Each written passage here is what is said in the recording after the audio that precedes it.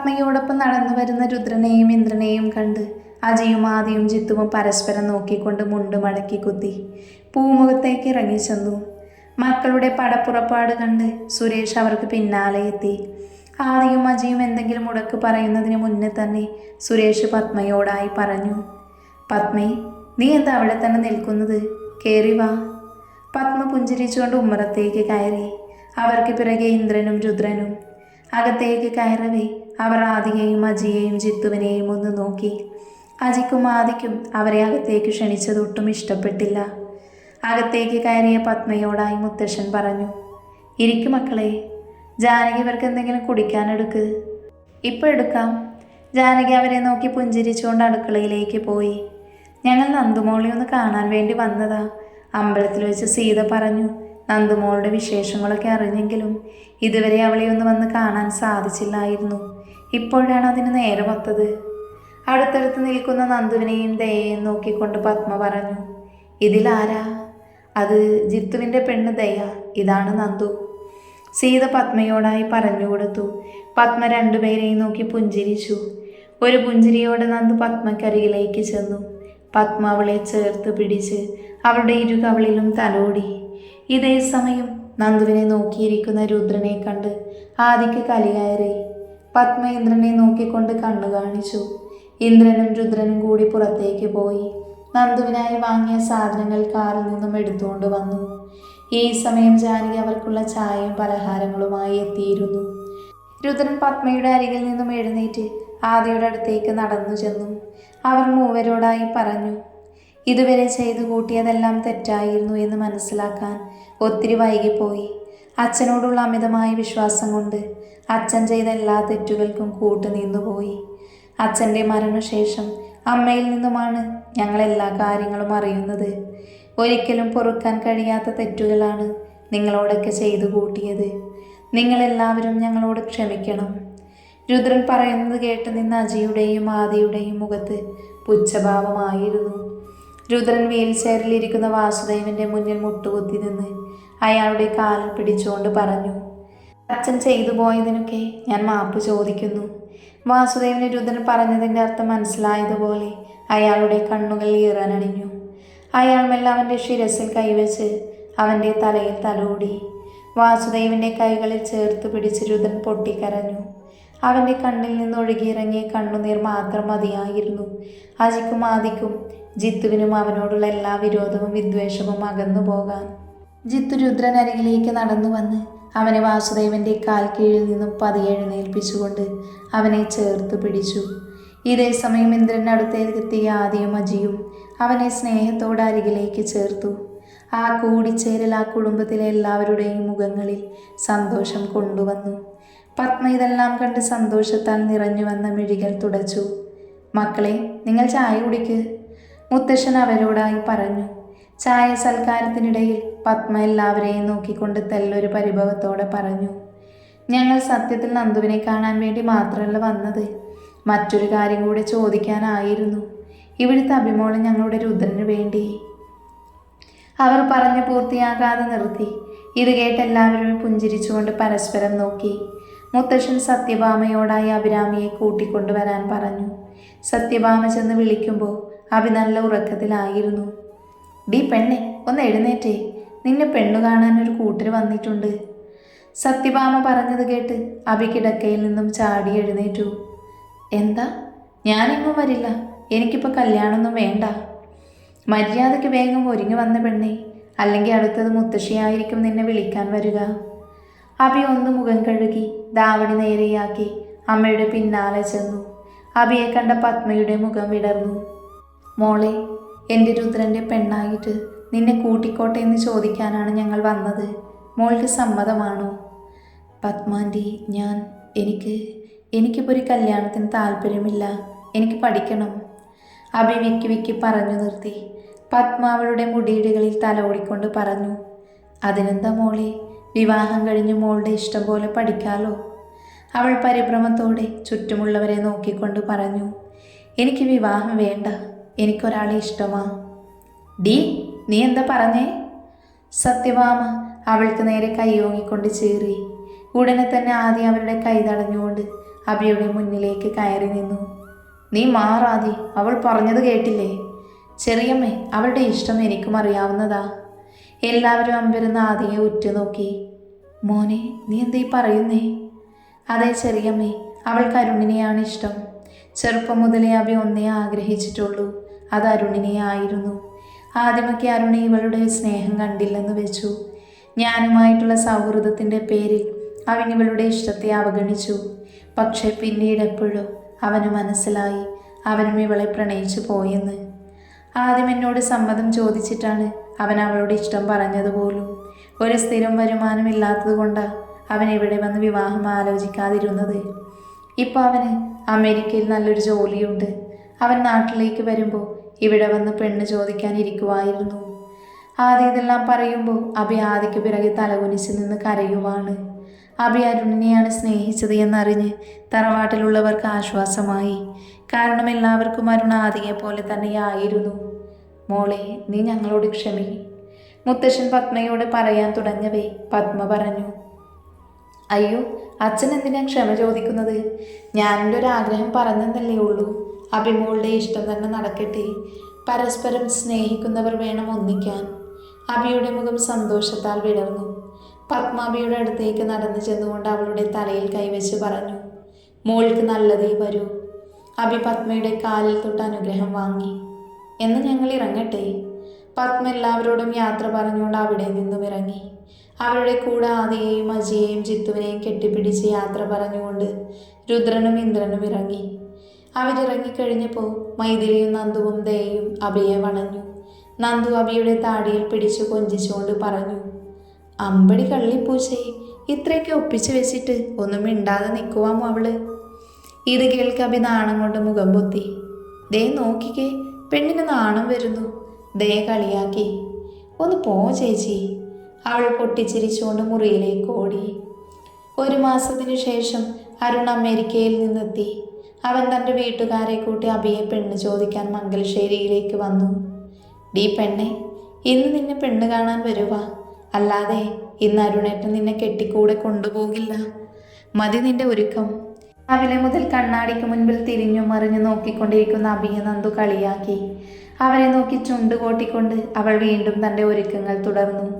മുറ്റത്ത് കാറ് വന്ന് നിൽക്കുന്ന ശബ്ദം കേട്ട് ദേയും നന്ദുവും അബിയുടെ അടുത്ത് നിന്ന് ഹാളിലേക്ക് വന്നു. ഹാളിൽ നിന്ന് അരുണിൻ്റെ ശബ്ദം ഉയർന്നു കേൾക്കവേ അബിയുടെ ഉള്ളിൽ സന്തോഷം തിരതള്ളി. അച്ഛൻ്റെയും അമ്മയുടെയും കൂടെ ഇരിക്കുന്ന അരുണിൻ്റെ കണ്ണുകൾ അബിക്കായി അവിടമാകെ പരതി. അത് മനസ്സിലാക്കിയെന്നോണം ആദി പറഞ്ഞു, അവൾ മുകളിൽ മുറിയിലുണ്ട്, നീ തന്നെ പോയി വിളിച്ചോണ്ട് വാ. അരുൺ ചിരിച്ചുകൊണ്ട് മുകളിലേക്ക് പടികൾ കയറി.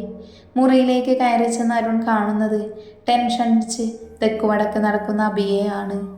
അവളുടെ കുളിർപ്പിന്നിലിട്ട തുളസി കതിർ ചൂടിയ മുടിയും വാലിട്ടെഴുതിയ കണ്ണും നെറ്റിയിലെ കുഞ്ഞു കറുത്ത പൊട്ടും കാതിലെ കുഞ്ഞു ജിമിക്കിയും അവളെ കൂടുതൽ മനോഹരിയാക്കിയിരുന്നു. കുറേ നാളുകൾക്ക് ശേഷം അരുൺ തൻ്റെ പെണ്ണിനെ കൺകുളിർക്കെ കണ്ടു. അരുൺ മുറിയിൽ വന്നതുപോലും അറിയാതെ വെപ്രാളപ്പെട്ട് ധാവണി തുമ്പി ചുരുട്ടി പിടിച്ചുകൊണ്ട് അവൾ ജനൽ കമ്പിയിൽ പിടിച്ച് പുറത്തേക്ക് നോക്കി നിന്നു. അബിയുടെ കാട്ടിക്കൂട്ടലുകൾ കണ്ട് അവന് ചിരി പൊട്ടി. പെട്ടെന്ന് തോന്നിയൊരു കുസൃതി അവൻ അവളുടെ പിന്നിൽ നിന്നും പുണർന്നു. അവൾ ഞെട്ടിക്കൊണ്ട് തിരിഞ്ഞു നോക്കി. തൊട്ടരികിൽ തൻ്റെ പ്രിയപ്പെട്ടവനെ കണ്ട് അബിയുടെ കണ്ണുകൾ വിടർന്നു. നാണത്താൽ അവൾ തലകുനിച്ചു. എന്താണ് എൻ്റെ വായാടിപ്പെണ്ണിന് നാണമോ? അവൻ അവളുടെ താടിയിൽ പിടിച്ചു മുഖമുയർത്തിക്കൊണ്ട് ചോദിച്ചു. പെട്ടെന്ന് അവൾ അവനെ തിരികെ പുണർന്നു. എനിക്കിപ്പോഴും വിശ്വസിക്കാൻ പറ്റുന്നില്ല അരുണേട്ട, നമ്മുടെ ബന്ധം വീട്ടുകാർ അംഗീകരിച്ചു എന്ന്. അരുണേട്ടൻ എൻ്റെ മാത്രമാകാൻ പോകുന്നു എന്ന് അവൾ അതിയായ സന്തോഷത്തോടെ പറഞ്ഞു. അവനൊരു ചെറുചിരിയോടെ അവളുടെ കഴുത്തിലേക്ക് മുഖം പൂഴ്ത്തി അവിടെ അമർത്തി കടിച്ചു. അവൾ ഞെട്ടിക്കൊണ്ട് പിന്നിലേക്ക് മാറി. ഇപ്പം വിശ്വാസമായോ എൻ്റെ പെണ്ണിന് ഇത് സ്വപ്നമല്ലെന്ന്? അവൻ മുഖത്ത് കുസൃതി നിറച്ചുകൊണ്ട് അവളോട് ചോദിച്ചു. അവൾ അവൻ്റെ കയ്യിലൊന്ന് നുള്ളി. പോ അവിടുന്ന്, അവൻ കയ്യിൽ തടവിക്കൊണ്ട് പറഞ്ഞു. ഈ പെണ്ണ് എൻ്റെ കയ്യിലെ തൊലി പറിച്ചെടുത്തല്ലോ. ഇനി എന്തെല്ലാം കിട്ടാൻ കിടക്കുന്നു മോനെ, ഇതൊരു ട്രയലായി കൂട്ടിയാൽ മതി. ഈശ്വര, ഇങ്ങനെയാണേലും ഇവളെന്നെ കൊല്ലുമെന്നാ തോന്നുന്നത്. അബി അത് കേട്ട് പൊട്ടിച്ചിരിച്ചു. അവൻ അവളെ ചേർത്ത് പിടിച്ച് താഴേക്ക് അവർ രണ്ടുപേരും നടന്നു വന്നു. കുറച്ച് നാളുകൾക്ക് ശേഷം നന്ദുവിന് ദേക്ക് 9-ാം മാസം തുടങ്ങി. തറവാട്ടിലുള്ളവർ 2 പേരക്കുട്ടികളെ ഏറ്റുവാങ്ങാനുള്ള തയ്യാറെടുപ്പിലാണ്. ഒരു ദിവസം രാത്രി ദയ ഭക്ഷണം കഴിച്ച് കിടക്കാനായി റൂമിലേക്ക് പോവുകയാണ്. പെട്ടെന്ന് അവൾക്ക് വയറ് വേദനിക്കുന്നതായി തോന്നി. ചിത്തുവേട്ട, എനിക്ക് വയറ് വേദനിക്കുന്നു. വയറിൽ താങ്ങിക്കൊണ്ട് അവൾ നിലത്തേക്ക് കുനിഞ്ഞിരുന്നു പോയി. ജിത്തു അവളെ താങ്ങിപ്പിടിച്ചു. അവൾ വേദന കൊണ്ട് ഞെരിപിരി കൊണ്ടു. അമ്മേ, വേഗം വാ. ജിത്തുവിൻ്റെ ശബ്ദം കേട്ട് സത്യഭാമ ഓടി വന്നു. എന്താടാ? ദയക്ക് വയറ് വേദനിക്കുന്നുണ്ടെന്ന്. ഈശ്വര, ഒരാഴ്ച കഴിഞ്ഞിട്ടാണല്ലോ ഡേറ്റ് പറഞ്ഞിരിക്കുന്നത്. സത്യഭാമ അവലാതിയോടെ പറഞ്ഞു. ദയക്ക് പ്രസവവേദന തുടങ്ങി. എത്രയും പെട്ടെന്ന് അവളെ ഹോസ്പിറ്റലിലേക്ക് എത്തിക്കാൻ നോക്കൂ. മൈഥിലി ഡോക്ടർ ഉണർന്നു. അജിത്തും ജിത്തുവും സത്യഭാമയും കൂടി വേഗം തന്നെ അവളുമായി ഹോസ്പിറ്റലിലേക്ക് തിരിച്ചു. അവർ ഹോസ്പിറ്റലെത്തിയപ്പോഴേക്കും മൈഥിലി വിളിച്ചു പറഞ്ഞതിനെ തുടർന്ന് പ്രസവത്തിന് വേണ്ട എല്ലാ കാര്യങ്ങളും റെഡിയായിരുന്നു. അവളെ വേഗം തന്നെ ലേബർ റൂമിലേക്ക് കയറ്റി. ജിത്തു ടെൻഷൻ അടിച്ച് പുറത്ത് അങ്ങോട്ടും ഇങ്ങോട്ടും നടക്കാൻ തുടങ്ങി. കുറച്ചു കഴിഞ്ഞപ്പോൾ ദയയുടെ വീട്ടിൽ നിന്ന് അവളുടെ അച്ഛനും അമ്മയും വന്നു. ഈ സമയം തറവാട്ടിൽ ദയയുടെ വേദന കണ്ട് ടെൻഷൻ കയറി നന്ദുവിനും പ്രസവവേദന തുടങ്ങി. അങ്ങനെ അവളെയും ഹോസ്പിറ്റലിലേക്ക് കൊണ്ടുവന്നു. ദയയെ കിടത്തിരുന്നതിൻ്റെ തൊട്ടടുത്ത സ്ട്രക്ചറിലായി നന്ദുവിനെയും കിടത്തി. ലേബർ റൂമിന് പുറത്ത് ആദി, സീത, സുരേഷ്, അജി, ജിത്തു, ശങ്കർ അങ്ങനെ ഒരു കല്യാണം കൂടാനുള്ള ആളുകളുണ്ടായിരുന്നു. നന്ദുവും ദയയും വേദന കൊണ്ട് കരച്ചിലാണ്. ആദിക്ക് വേദന കൊണ്ട് കരയുന്ന നന്ദുവിൻ്റെ മുഖം ഓർക്കവേ എത്രയും വേഗം അവളെ കാണണമെന്ന് തോന്നി. കുറേ നേരത്തെ വേദനയ്ക്ക് ശേഷം നന്ദുവിൽ നിന്നും ഒരു ആർത്തനാദം ഉയർന്നു. അമ്മേ! ഒരു കുഞ്ഞു ശബ്ദം അവിടെ മുഴങ്ങിക്കേട്ടു. ഡോക്ടർ കുഞ്ഞിനെ എടുത്ത് അവളുടെ മാറിലേക്ക് ചേർത്തു കിടത്തി. തൻ്റെ നെഞ്ചോട് ചേർന്ന് കിടക്കുന്ന കുഞ്ഞിനെ നോക്കി അവളുടെ കണ്ണിൽ നിന്ന് സന്തോഷത്താൽ ഒരു തുള്ളി കണ്ണുനീർ അടർന്നു വീണു. അവൾ കൈകൾ ഉയർത്തി ആ കുഞ്ഞു കവിളിലൊന്ന് തൊട്ടു. പതുക്കെ അവളുടെ കണ്ണുകൾ അടഞ്ഞുപോയി. തൊട്ടടുത്ത നിമിഷം ദയയുടെ കരച്ചിലും അവിടെ ഉച്ചത്തിൽ മുഴങ്ങി. അങ്ങനെ ദയയും ഒരു അമ്മയായിരുന്നു. അല്പസമയത്തിനു ശേഷം 2 നഴ്സുമാർ കുഞ്ഞുങ്ങളുമായി പുറത്തേക്ക് വന്നു. ദേവനന്ദയുടെ കൂടെ വന്നിട്ടുള്ളവരാരാ? ആദ്യ പെട്ടെന്ന് ചാടി എഴുന്നേറ്റ് അങ്ങോട്ട് ചെന്നു. അപ്പോൾ തന്നെ അടുത്തുന്ന നഴ്സിൻ്റെ കയ്യിലിരുന്ന കുഞ്ഞ് കരഞ്ഞു. ദയ പ്രസവിച്ചു. ദയയുടെ കൂടെയുള്ളവരാരാ? ജിത്തുവും വേഗം തന്നെ അവർക്കടുത്തേക്കെത്തി. 2 അച്ഛന്മാരുടെ കൈകളിലേക്ക് തങ്ങളുടെ പൊന്നോമനകളെ ആ മാലാഖമാർ ഏൽപ്പിച്ചു. ഒരു നേഴ്സ് പുഞ്ചിരിച്ചുകൊണ്ട് പറഞ്ഞു, ദേവനന്ദയ്ക്ക് ആൺകുട്ടിയും ദയക്ക് പെൺകുട്ടിയുമാണ് കേട്ടോ. ജിത്തുവും ആദിയും തൻ്റെ പൊന്നോമനകളെ നോക്കി. ആദിയുടെ ചെക്കൻ കുഞ്ഞിക്കയ്യൻ ചുരുട്ടി പിടിച്ച് നല്ല മയക്കത്തിലാണ്. ജിത്തുവിൻ്റെ മോളൂസ് കണ്ണുവിടർത്തി അച്ഛനെ നോക്കുന്നുണ്ട്. അച്ഛയുടെ കുഞ്ഞിപ്പെണ്ണെ. ജിത്തു ആ കുഞ്ഞി കവളിൽ ചുണ്ട് ചേർത്തു. സിസ്റ്റർ, നന്ദുവിന്? ആദി ചോദിച്ചു. നന്ദുവിന് കുഴപ്പമൊന്നുമില്ല, ആള് മയക്കത്തിലാ. ദയക്കോ? ജിത്തു ആകാംക്ഷയോടെ ചോദിച്ചു. ദയയും മയക്കത്തില്ല. കുറച്ച് കഴിയുമ്പോൾ 2 പേരെയും റൂമിലേക്ക് മാറ്റും. എല്ലാവരും കുഞ്ഞുങ്ങളെ കാണാൻ ചുറ്റും കൂടി. റൂമിലേക്ക് മാറ്റിയ നന്ദുവിനെ കാണാൻ ആദ്യം ഓടിയെത്തി. തനിക്കൊരു കുഞ്ഞിനെ സമ്മാനിച്ച അവളെ അവൻ അത്ഭുതത്തോടെ നോക്കി. പാവം, നല്ല വേദന സഹിച്ചു കാണും. മുഖമെല്ലാം വിളറി വെളുത്തിരിക്കുന്നു. സഹിച്ച വേദനയുടെ ആഴം മുഖത്തുനിന്ന് വ്യക്തമാണെങ്കിലും ആ കണ്ണുകളിൽ സന്തോഷമാണ്. അവൻ ഓർത്തു. നന്ദുവിന് ഒറ്റ ദിവസം കൊണ്ട് പക്വത വന്നതുപോലെ അവന് തോന്നി. നന്ദുവിൻ്റെ അടുത്ത് എപ്പോഴും ആരെങ്കിലുമൊക്കെ ഉണ്ടാവും. ആദിക്ക് അവളോട് സംസാരിക്കണമെന്നുണ്ടായിരുന്നു, പക്ഷെ സാധിക്കുന്നില്ല. അവസാനം ആദിക്ക് ഇരുക്ക പൊറുതിയില്ലാതെയായി. നന്ദുവിന് അവൻ്റെ കാട്ടിക്കൂട്ടലുകൾ കണ്ട് ചിരി വരുന്നുണ്ടായിരുന്നു. ക്ഷമ കെട്ട് അവൻ കുഞ്ഞിനെ കളിപ്പിച്ചുകൊണ്ടിരിക്കുന്ന സീതയുടെയും ജാനകിയുടെയും അടുത്ത് വന്ന് പറഞ്ഞു, നിങ്ങൾക്ക് വിശക്കുന്നില്ലേ?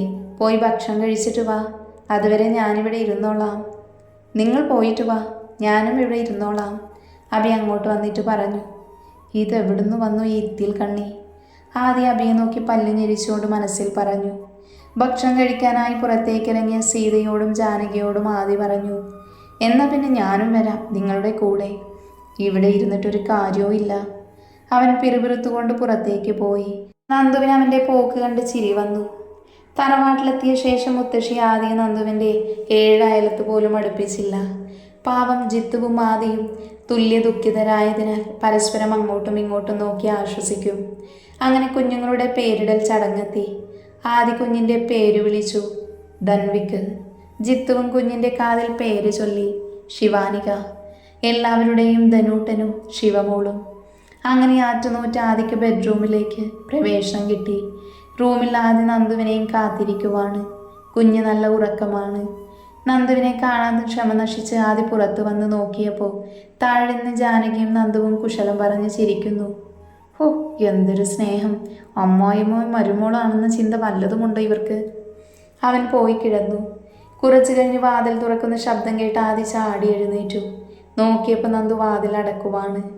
അവൻ നന്ദുവിനെ അടിമുടിയൊന്ന് നോക്കി. റെഡ് കളർ നൈറ്റിയാണ് വേഷം. പ്രസവം കഴിഞ്ഞപ്പോൾ പെണ്ണ് കുറച്ചുകൂടെ തുടുത്ത് സുന്ദരിയായിട്ടുണ്ട്.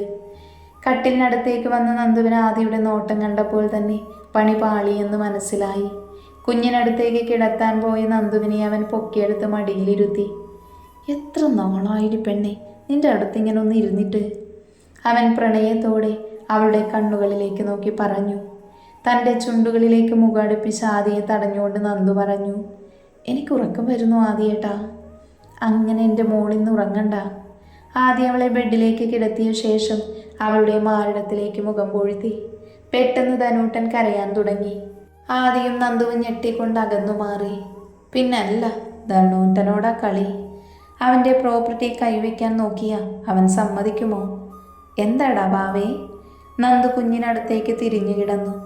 ഞാനിങ്ങനെ കാത്തിരുന്ന് മുരടിച്ച് പോകത്തേ ഉള്ളൂ. ആദ്യ ദേഷ്യത്തിൽ തിരിഞ്ഞു കിടന്നു. നന്ദു അത് കേട്ട് പൊട്ടിച്ചിരിച്ചു. ഇനി അവരെല്ലാവരും സന്തോഷത്തോടെ ജീവിക്കട്ടെ.